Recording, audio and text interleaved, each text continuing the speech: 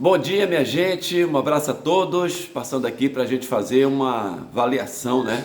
Uma análise do que foram ontem os jogos de Vitória contra o Atlético, empate em 2-2 em Belo Horizonte e a derrota do Bahia por 2-0 para o Flamengo no estádio da Fonte Nova.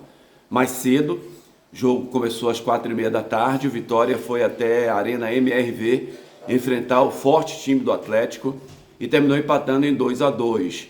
O Atlético poupou, né, mais da metade do seu elenco para os jogos que vêm por aí. Lembrando que o Atlético disputa mais duas Copas, né?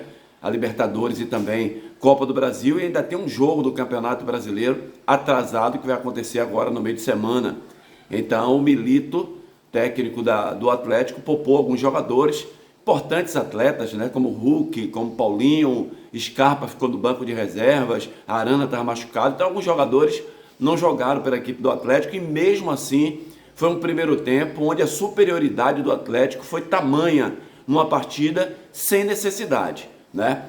Eu fico me perguntando às vezes, o treinador de futebol, para que ele coloca 3 atacantes e mais um meia atacante se ele não vai atacar o adversário?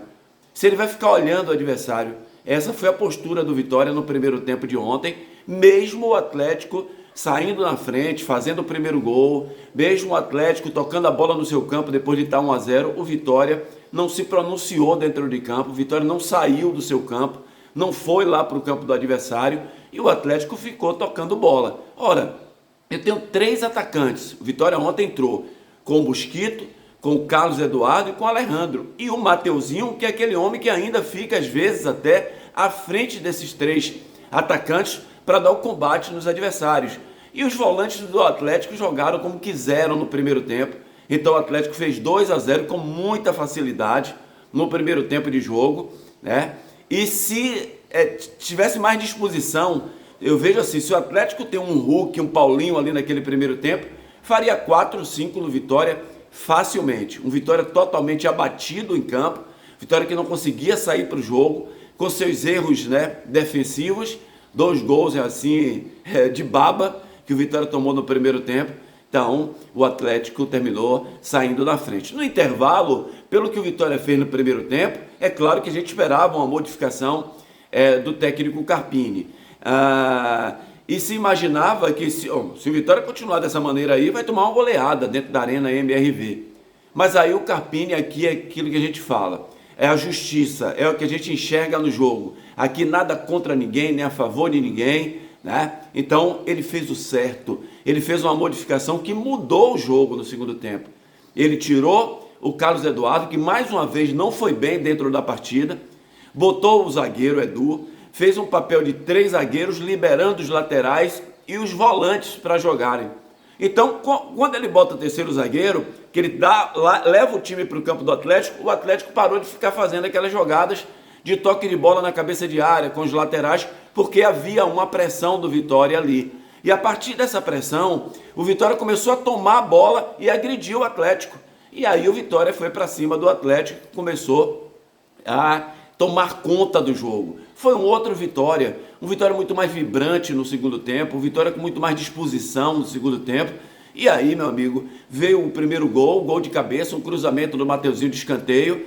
E aí o Wagner Leonardo foi lá de cabeça, como sempre, né? Fez o gol no canto do goleiro Everson, da equipe do Atlético. E depois fez um belíssimo gol, segundo gol, né, do Alejandro. Ele sai do seu campo em velocidade, dribla 2 zagueiros do Atlético, inclusive bota a bola entre as pernas de um dos zagueiros, dribla com técnica e com força e chuta no ângulo e poderia ter virado o jogo.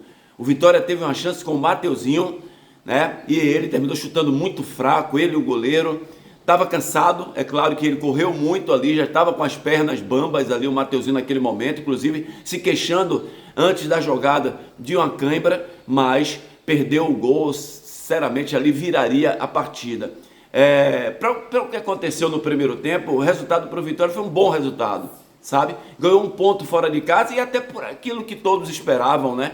Um jogo contra o Atlético Mineiro, um time que está aí brigando por título de Libertadores, por título de Copa do Brasil. O Vitória chega lá, mesmo sendo um time alternativo do Atlético, não deixa de ser um bom resultado para o Esporte Clube Vitória. Então o segundo tempo que tem que ser refletido para os próximos jogos, já que o Vitória está na zona de rebaixamento, vai ficar esses dias todos sem jogo. A gente sabe que nesse mês só teremos mais 2 jogos do Vitória no Campeonato Brasileiro, e o técnico Carpini agora com esses 2 jogos dentro de casa, né, contra 2 times adversários diretos, Bragantino e Fluminense, onde o Vitória tem que vencer para sair dessa zona de rebaixamento e bater de frente no confronto contra 2 times que também estarão brigando pelo descenso do Campeonato Brasileiro. Mas valeu pelo que o Vitória fez no segundo tempo, por um ponto ganho fora de casa, e é isso aí, e ainda tem esperança de que o Vitória permaneça na Série A. No jogo de fundo, começou 7 da noite, o time do Bahia jogou dentro da Fonte Nova contra a equipe do Flamengo. E aí realmente é para se lamentar o que aconteceu na Fonte Nova, não pelo resultado, minha gente. Futebol a gente não avalia pelo resultado. A gente pode até avaliar o resultado quando é um jogo de decisão, quando é um jogo que define, né, um campeonato ou a permanência, né? Aí você pode avaliar até o resultado. Mas um campeonato com 38 rodadas, Campeonato Brasileiro, ainda faltam 9 jogos para terminar, a gente não avalia o jogo pelo resultado. Até porque perder do Flamengo, que tem o melhor elenco sul-americano, apesar de não estar jogando ainda como se espera do Flamengo, é normal. Mas você perder do Flamengo, que vem de 4 derrotas dos últimos 4 jogos fora de casa no Campeonato Brasileiro, você perder do Flamengo da forma que o Bahia perdeu ontem, um time totalmente recuado, jogando no seu campo, deixando o Flamengo dominar a bola, o Flamengo com muita garra, brigando por todas as jogadas, e você vê um time do Bahia apático em campo, com jogadores sem mobilidade, pareciam jogadores desentrosados que nunca tinham jogado juntos, um bando em campo. Essa é a realidade do time do Bahia, porque a maioria das vezes, 99% das vezes que o Bahia tentou sair para o jogo, não conseguiu evolução de jogadas.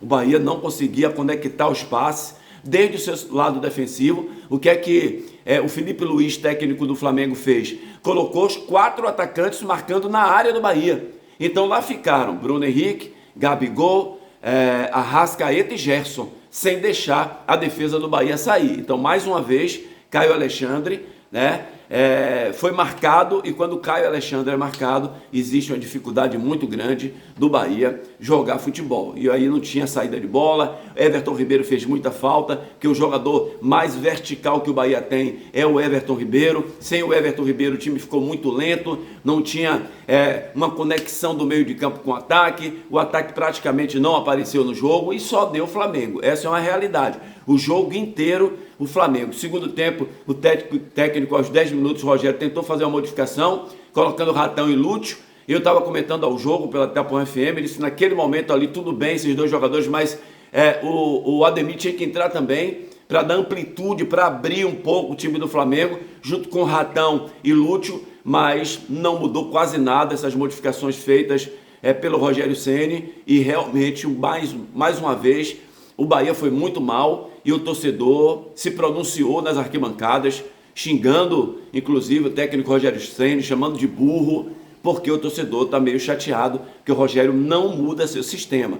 Imaginamos até durante a semana que sem o Everton Ribeiro, ele poderia ter colocado um jogador mais ofensivo, porque a gente já imaginava o que ia acontecer. O time do Flamengo é um time que tem muita qualidade técnica. Os caras sabem driblar, os caras sabem passar, e a disposição dos jogadores, com o novo treinador Felipe Luiz, é um treinador que jogou futebol com eles, né? Os caras às vezes querem jogar pelo treinador.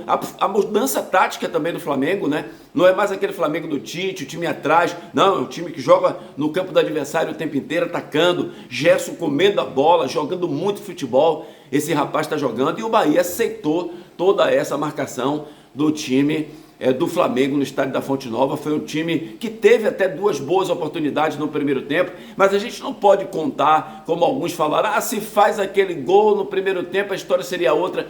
A gente não pode confirmar isso, né? Pelo adversário que o Bahia pegou, o Flamengo, e pela postura do Bahia dentro de campo. Mas teve sim uma grande chance com o Arias, né? Pegou uma bola sozinho, bateu muito mal para o gol, e o Tassiano, que perdeu um gol incrível, praticamente debaixo do gol, ele conseguiu cabecear para fora, por cima do gol do Rossi, goleiro do Flamengo, e perdeu a oportunidade. Mas a gente não pode, aqui em sã consciência, estar colocando a derrota do Bahia a partir desses 2 gols perdidos. O importante é que o Bahia, nos 90 minutos, foi totalmente dominado pela equipe do Flamengo. Perdeu o Arias, expulso, né, que agrediu com um soco no rosto do adversário, do Michael lá do Flamengo.